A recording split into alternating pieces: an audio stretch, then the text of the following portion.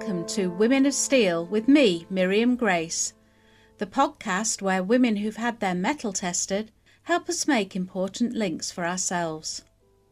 I talk to remarkable women about their lives and challenges through the lens of my own work as a psychotherapist. We uncover stories which challenge the power of the status quo and validate the voices of marginalised or disadvantaged women.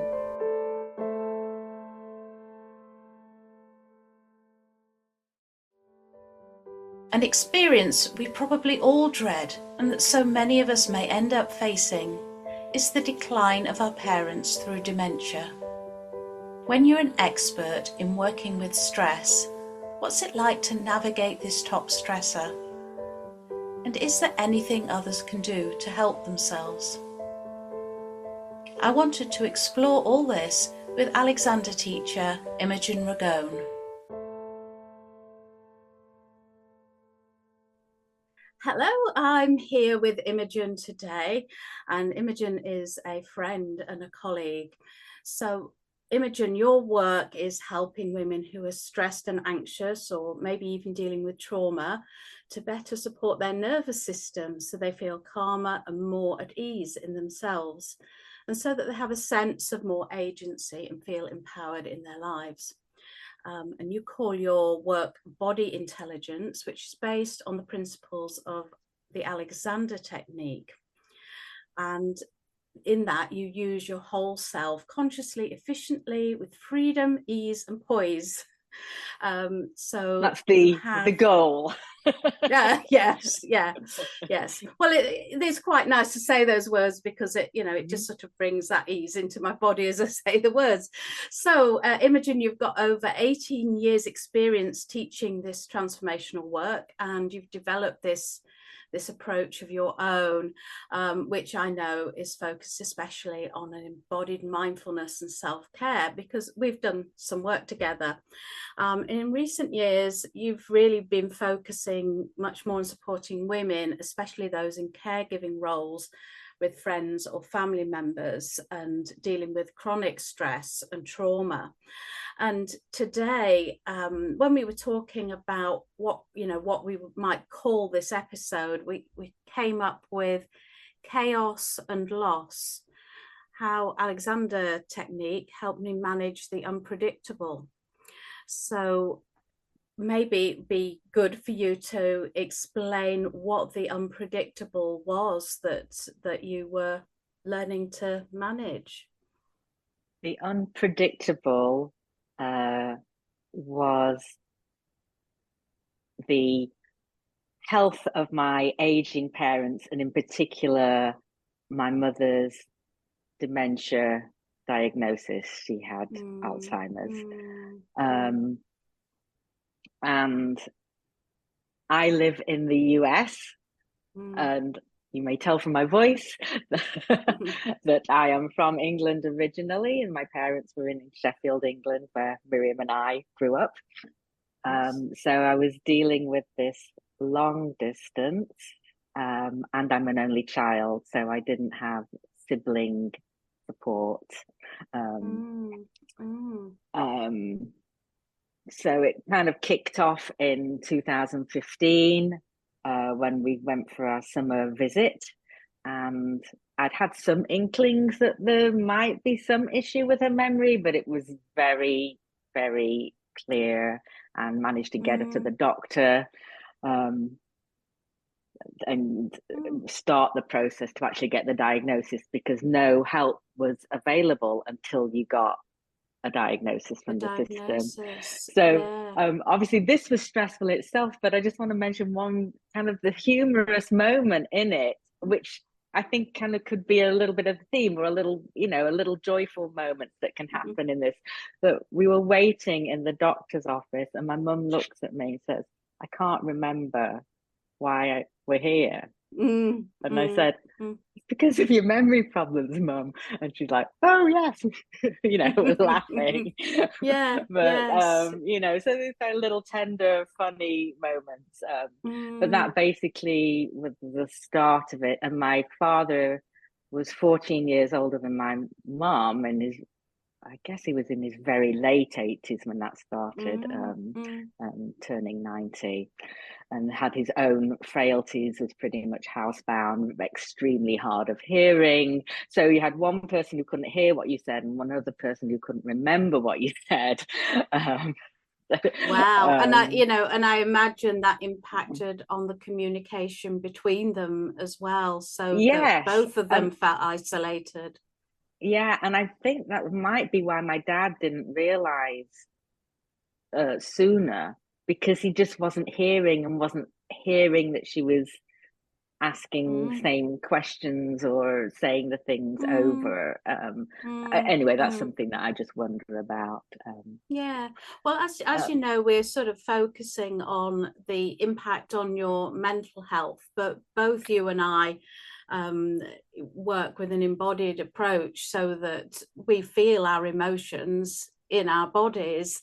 And I'm just thinking about that time when you were perhaps wondering if your mum was okay, whether any incidents come to mind of you feeling something quite intense, like surprise or shock or realization, and how you might describe that feeling emotionally and physiologically. Well, there were many moments, but one of the very first moments was actually the summer before, and you were involved in that moment, Miriam. You probably remember it. I do remember that moment. But which felt sort of like a glitch at the time. It wasn't kind of ongoing, but we were having a conversation about when we were going somewhere, and then a few minutes later, the exact same comment came out without any like, oh, I've forgotten. It was just like completely, as if it was completely new. And I remember I could not sleep that night. That's what I remember.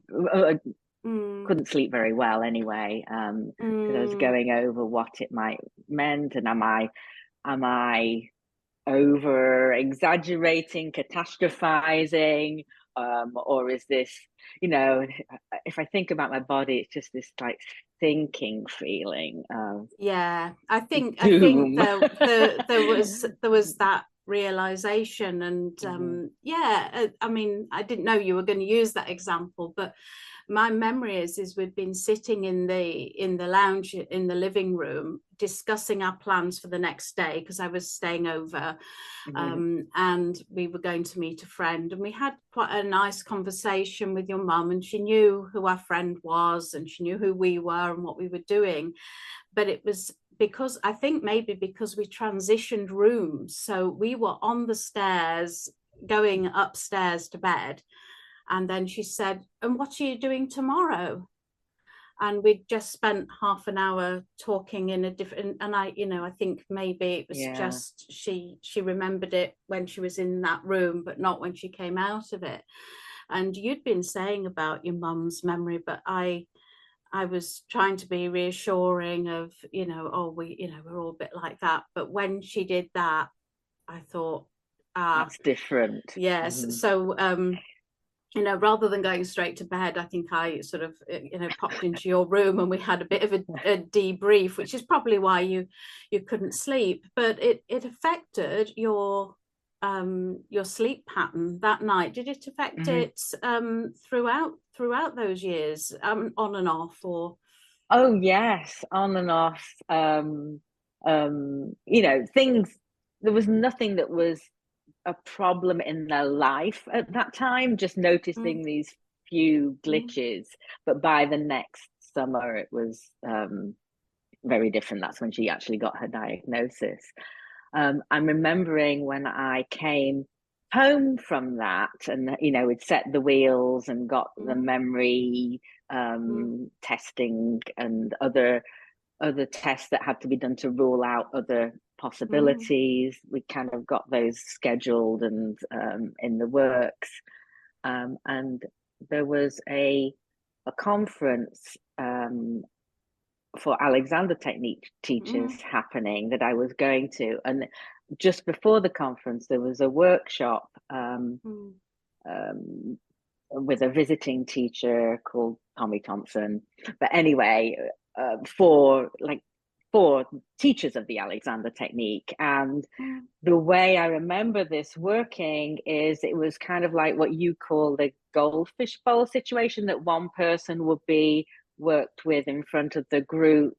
It's a little different from the way you do it as a kind of in the therapy session, that you might elicit comments and feedback from the group. So it's not complete, it's a slightly different model, but basically like a master class. You're being taught and worked with in front of the group.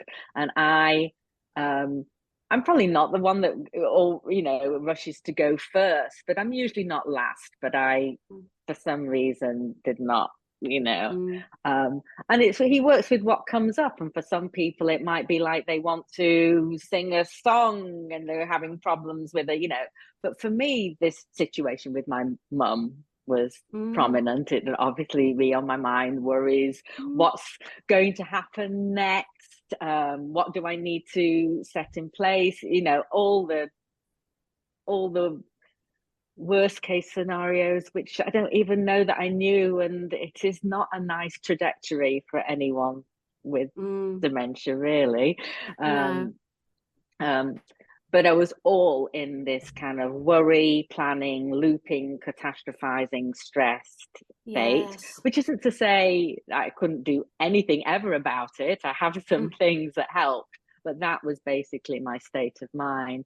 And when he worked with me, and in Alexander technique, often when it's in person, you might get some hands-on gentle touch that invites you to be in a more open state, both physically, but that, as we know, is, emotionally too. And I just really transitioned to a deep sadness, which I hadn't been accessing, because I was all in the kind of cognitive, more, of course, worry and stress is an emotion too, but I was more in that kind of thinking, trying to plan and solve it mode.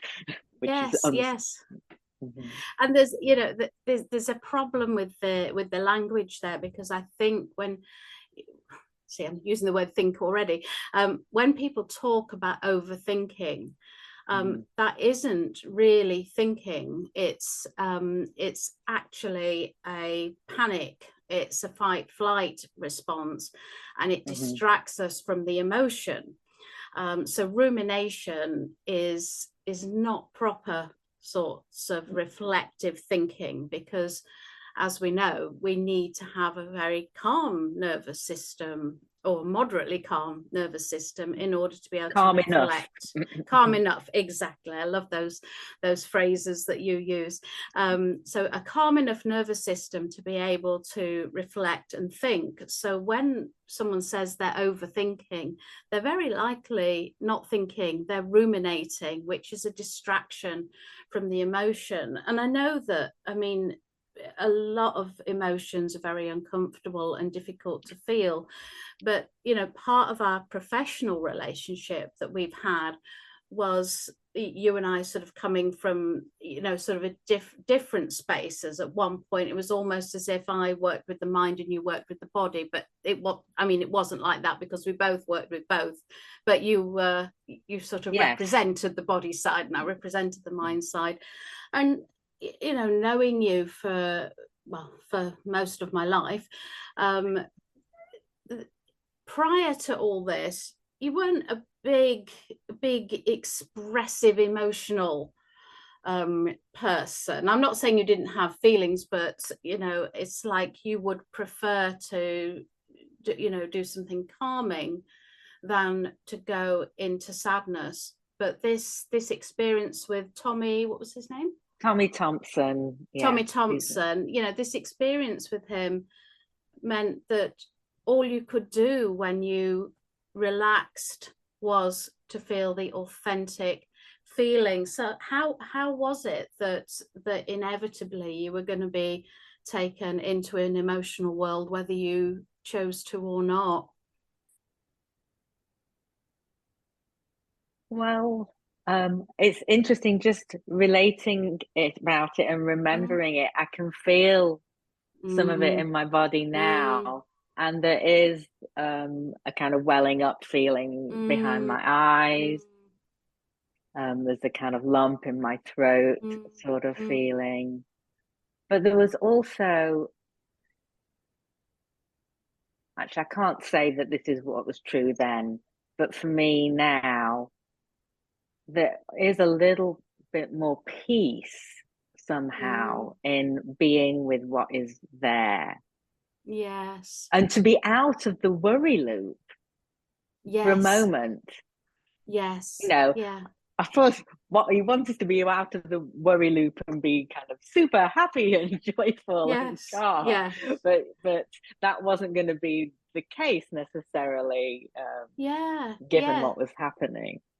So feeling sad is worse in anticipation, perhaps, or can be sometimes be worse. Yeah, no, I get that, but I don't know that I was. I don't think I was deliberately suppressing it, and I wasn't anticipating it, and you know. But on the other hand, it's not something I would say I wanted to feel. No. And I also recognize that in a way, well, not in a way, it was really healthy. It meant I had a relationship I cared about. Yes. And and so even though for the most part through those years, I was more often than not in the stressed, loopy planning. And there's some good things about that, because it can prompt you into doing the actions that need to be taken, you know. So I wasn't completely out there that I wasn't functional, you know. So but I think it was really useful to know that even though I was in all of this, I knew this. It sounds strange, but knew I kind of had this anchor in this kind of sadness and for the loss of that connection. And I was very close to my mum, and and you know, I'm tearing up now, but not just about you and your mum, but actually about that growth spurt that you had, which was, you know, you can feel the most profound sadness and anticipatory grief and not enjoy it, but appreciate the depth and appreciate the love, and that feels valuable, and you'd rather have that than a constant distraction of let's take action. It was sort of well, as well as being just a good reminder to be with what's there underneath, but it was a kind of reminder of why it was important to me to take care of them, make the best decisions I could to help them cope and manage for as long as they could, and you know, because believe me, there was a lot of frustration and irritation. I mean, oh gosh. Yes. Well, let's go there, because I think one of the things that I observed being around you was how you would get things sorted, and you did wonderful things. You know, you would order their shopping online and so on, so you get everything sorted, and then what? And then actually the shopping pretty much always worked, although we had to have a carer that came in to unpack it ultimately. But there were loads of things that seemed like a really good idea before we had carers going in intermittently. I was trying to get them a hot meal, and because my mum neither my mum or my dad were capable of that for different reasons anymore. And found some sort of Meals on Wheels service, and then it just turned out they just weren't eating it, and it was just, I'd gone through so much trouble, and and I'm doing this all from the other side of the Atlantic. I was visiting 3 or 4 times a year for 2 weeks usually at a time, and so I had both the experience of being in the environment 24/7, and that I am in awe of people who live that. That's their because it is such an overwhelming experience. Yes. And then of course I'd feel so relieved to get away, and I'd feel guilty, and then I'd be worrying because I was away and didn't know what was happening and exactly. And phone calls were a big thing. After a while, my mum wasn't able to make a phone call anymore, but she would pick up the phone, but sometimes she would pick it up and say hello and then just put it down, and no one would come back, and then I couldn't ring back because the phone was off the hook or something. And then the other thing with phone calls is my dad could never get used to my cell phone, my mobile phone number, so we kept the landline, and he always, it's almost the only call that would come through.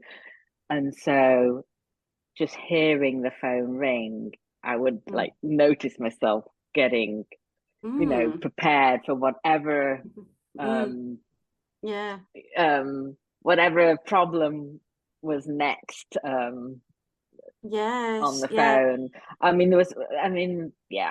And then so my father's hearing, and then I'd be shouting down the phone, try and make him hear. So you were doing a visual description then, and of almost clenching your fists. A kind of contraction in my whole body, but basically going into fight or flight somewhat, in anticipation. And that is one place, through the gentle nudging of another Alexander Technique colleague, Laura Donnelly, I think you met. Was that using that sound of the phone ringing as just a reminder for me to pause and just have a moment. We do something called constructive thinking, which is just little gentle messages that might help the possibility of a little more ease and not kind of forcing anything. And they definitely didn't solve the stress, but I maybe was able to often then pick up the phone and not already be in that. And occasionally my dad might have something nice to say. He was working on a crossword. Could I help with a clue? I must say, mostly there were problems, but it didn't necessarily mean there was a problem. And it just helped me.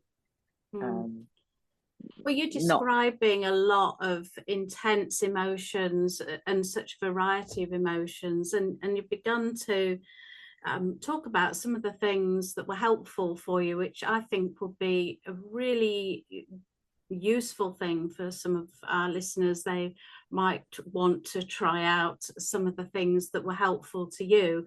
So let's take a little break now, and then when we come back, we can talk about not how you got rid of your feelings, but how you lived alongside this experience that I think lasted about 10 years all in all, was it? No, about 5 years. Well, and then we went straight into the pandemic. Yes, we went into the pandemic. That's right. So it's 10 years ago it started. Yes. Yeah. Okay, well, let's take a break, and we'll come back to that.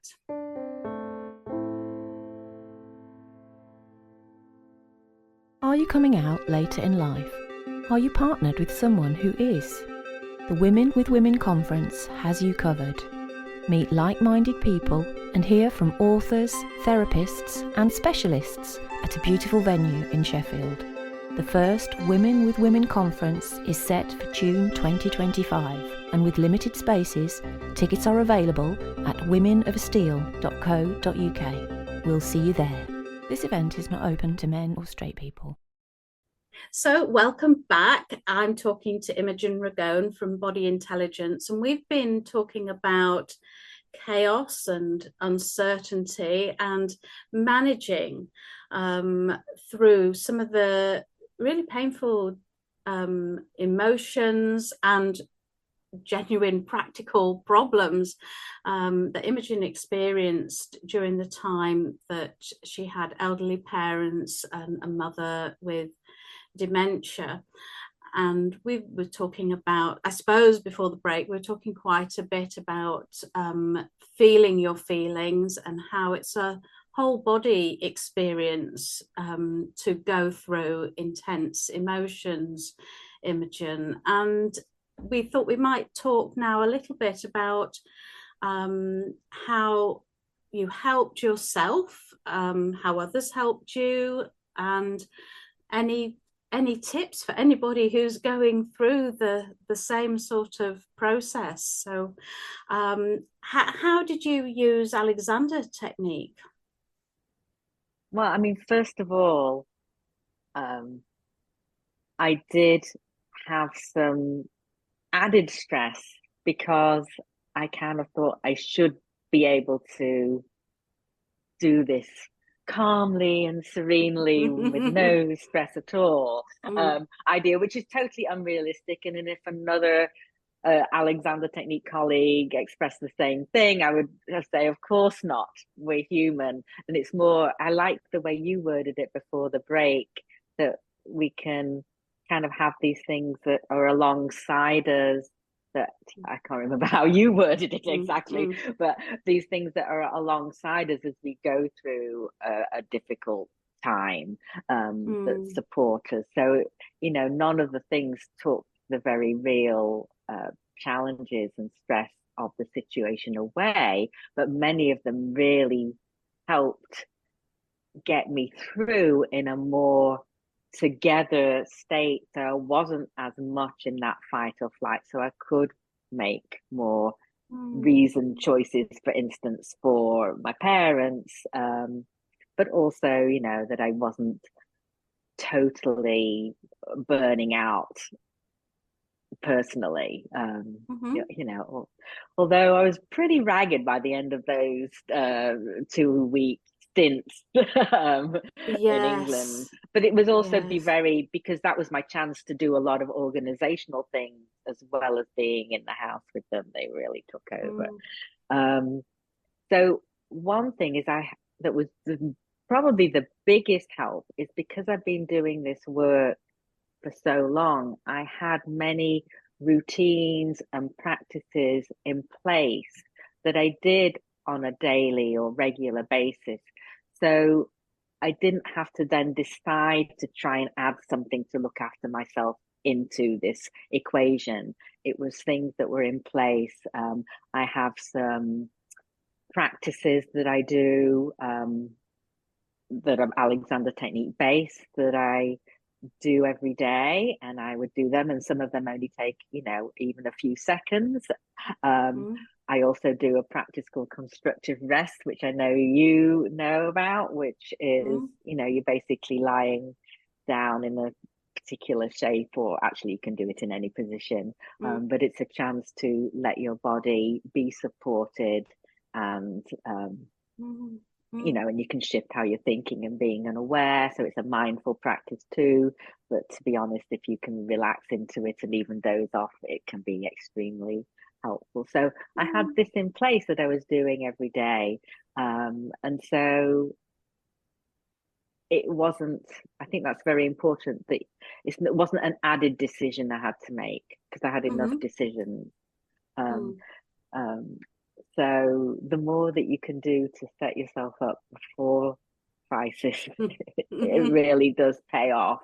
Advanced planning for the worst, hoping for the best. I mean, yes. So, I mean, my intention with putting those in place was purely to look after myself initially when I first started the Alexander technique, to help with chronic neck pain and tension, you know, but they've served me really well going along for many other things.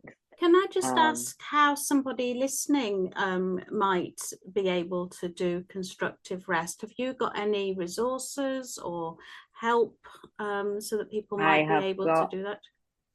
I have got loads of resources on my website, imogenragone.com, which I think you're going to put in the show notes. I am.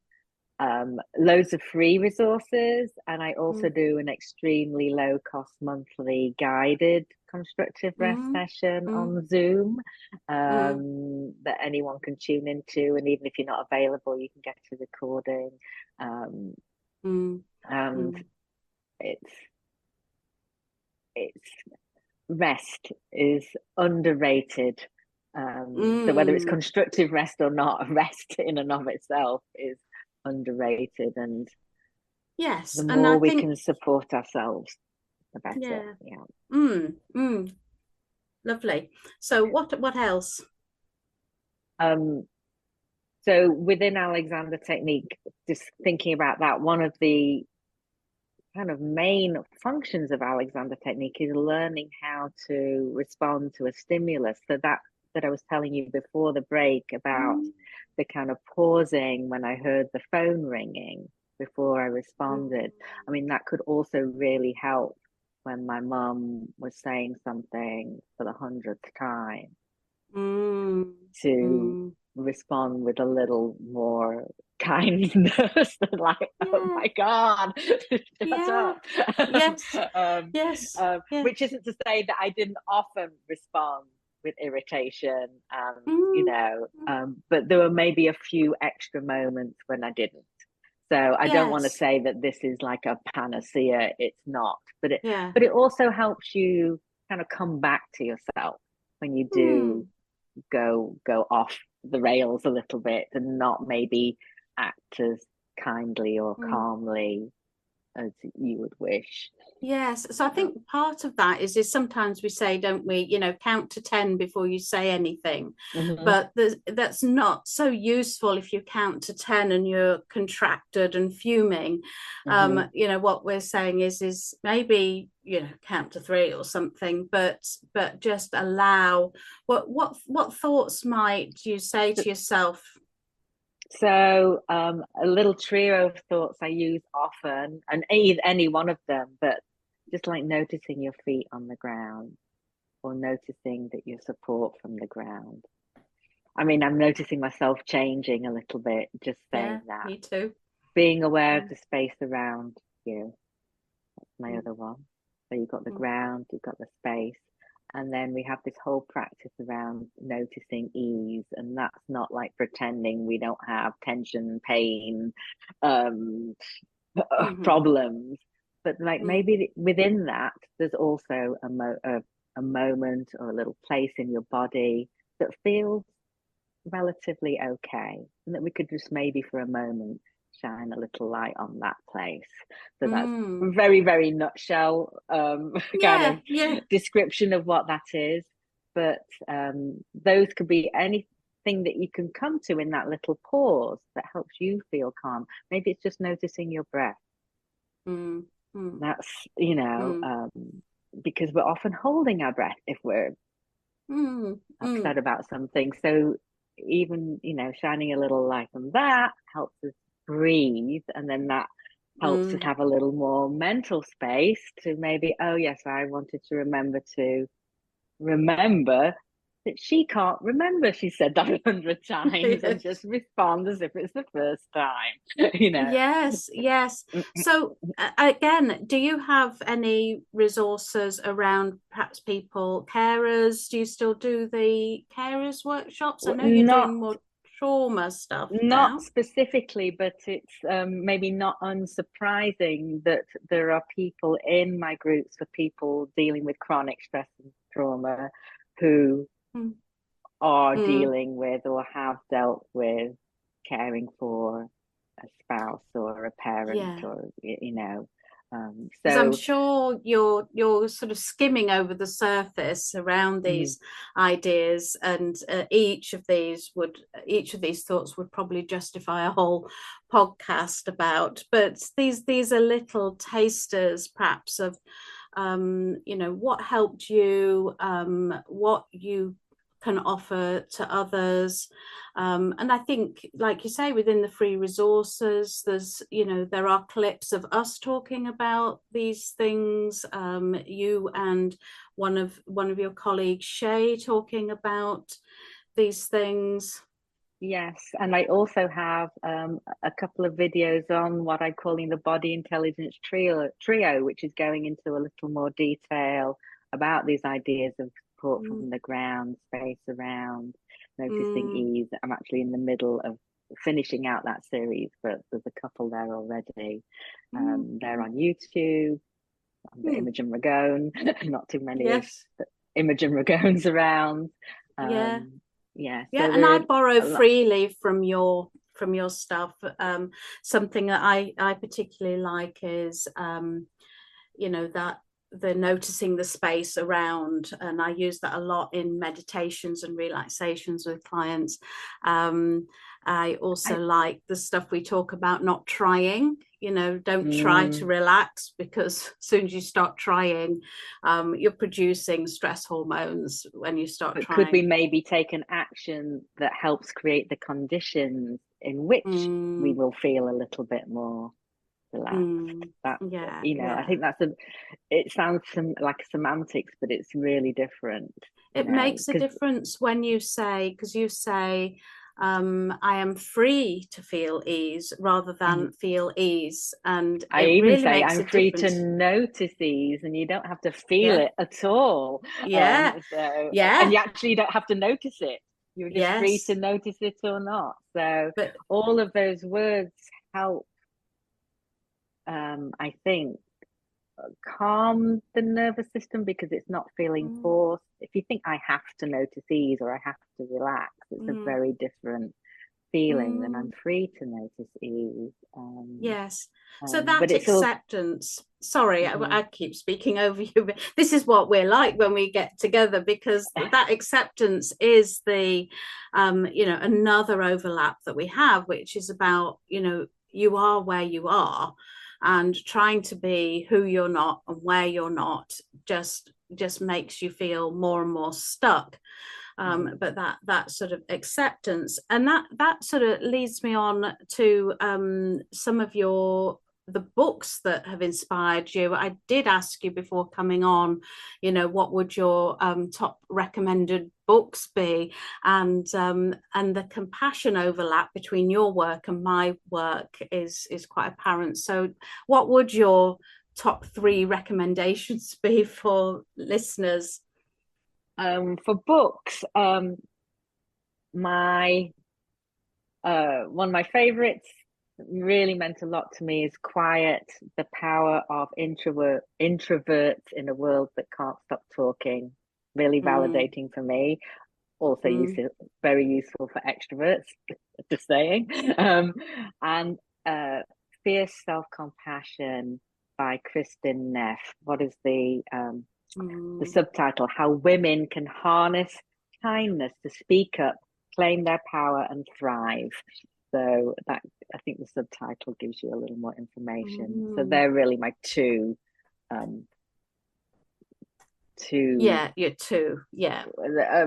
Been very important to me personally and to my work, especially the self-compassion work of Kristin Neff.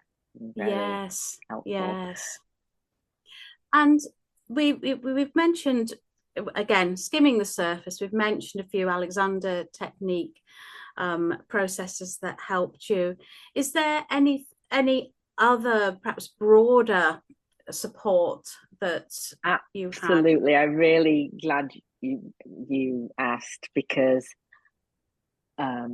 I think supports of family and friends, and I have to say especially my close women friends, including you, Miriam, was just invaluable at this time.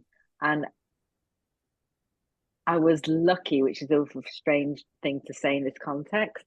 But I had a close friend on this side of the Atlantic who was going through very similar, an English friend living here, going through a very similar thing with her parents in England. And that was very nice that we could support, and we sort of understood the distance thing and all of that.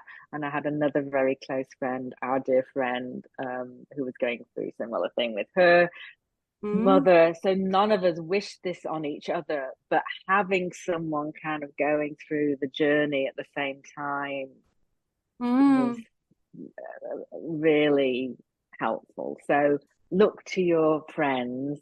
Some of the things I did, I go for a daily walk. And again, in a similar way to some of the Alexander routines that I have, it's something I've done for years. And I think for me, moving my body, getting outside in nature, I'm lucky enough to be able to do that. And that was really helpful. And it was something I didn't really have to decide to do. I'd fit it into my day if I possibly could, because I was used to doing it on a regular basis. Friends. Now, you said something about some unexpected benefits or discoveries, and maybe some of this is in hindsight when you look back over your experience and reflect on everything that you've been through. And I'm very sad to say that you did lose both of your parents, and that was your mother's funeral was literally 2 weeks before lockdown, wasn't it? So I got back to everything we did normally, got back, everything locked down. So I think I had a lot of the very delayed grief with my mom. So tell perhaps there's some reflection on these unexpected discoveries or insights. I think my friendships with some of these women, you included, really deepened over this time. So we don't want to go through challenges, and I was there through some challenges that you've been through. So we don't want that for any of our friends. But I think when we go through that to some extent with someone, or it really deepens the friendship, and it's been very meaningful, and that's been a joy, been really wonderful to have that. I think I maybe have a somewhat better relationship with uncertainty. I would love to control everything. And I can't. And it was very much, not just somewhat, a lesson in that, going through this whole journey. And one other thing that I should mention that was really helpful within reason is that distraction is not to be discarded as something frivolous. I would get into bed after the day at my parents, and I would put on Netflix with my headphones for an hour and just sink into some other story that was going on. And absolutely, we need just times to also be outside of our own situation and it wasn't like so yes I think we can be very disparaging about distraction. And of course, if I was just binge watching it all day and not dealing with anything, that's a whole different story, right? But having an hour or so a day where you can just sort of forget. Yes, absolutely. And you can ruminate on a fictional problem rather than your own. And and I often say to clients, we want you to be able to choose a way into your feelings and also a way out, so that you have more choice about, you know, when you feel your feelings, rather than your feelings sort of just creeping up on you and, you know, hijacking you. And you've definitely become more up for going with the flow emotionally as well. I think, you know, that you've learned that it's, you know, you can trust that process. And I think, you know, I asked you about some of the best advice you had, and you very kindly actually referenced me, but that does, I didn't do that deliberately, but I just thought, oh, that, you know, that does tie in, doesn't it, this going with the flow. And so we will close the show by you speaking your, you know, your best bits of advice, and you know, and what you would say to anybody listening who's hoping that you might supply some sort of answer to their turmoil right now. What's your advice given? Well, the advice, the way I heard it from you, was that, you know, it's not okay. Even though it's not okay, it is okay. I think you say something like, it will be all right. It's not all right, but it will be all right. So I think I say even if it's not all right, you'll be all right. You'll be all right. That's better. Yes. Yeah.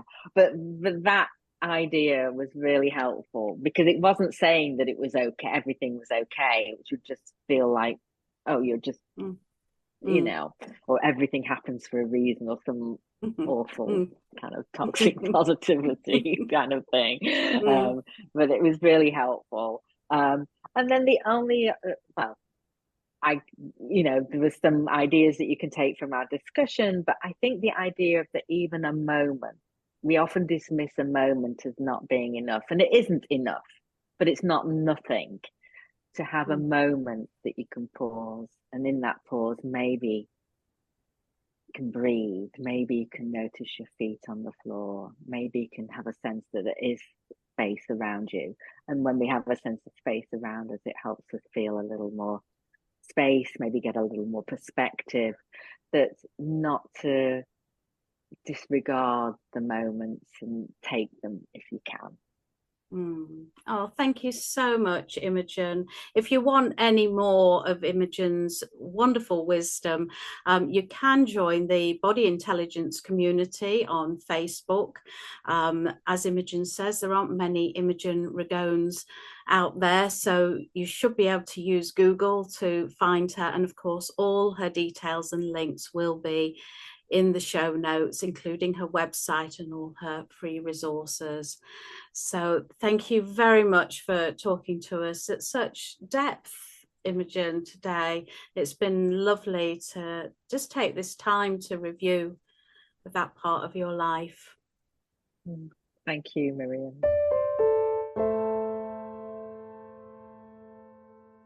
Self-compassion and being present to what arises helped Imogen, and her story encourages me to remember what the accumulated wisdom of our years has to offer us.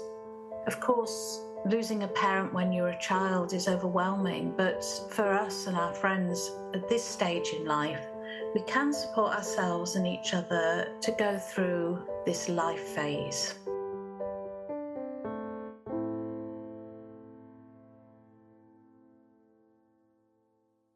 Thank you for listening to Women of Steel, created and hosted by me, Miriam Grace, psychotherapist at Blue Skies.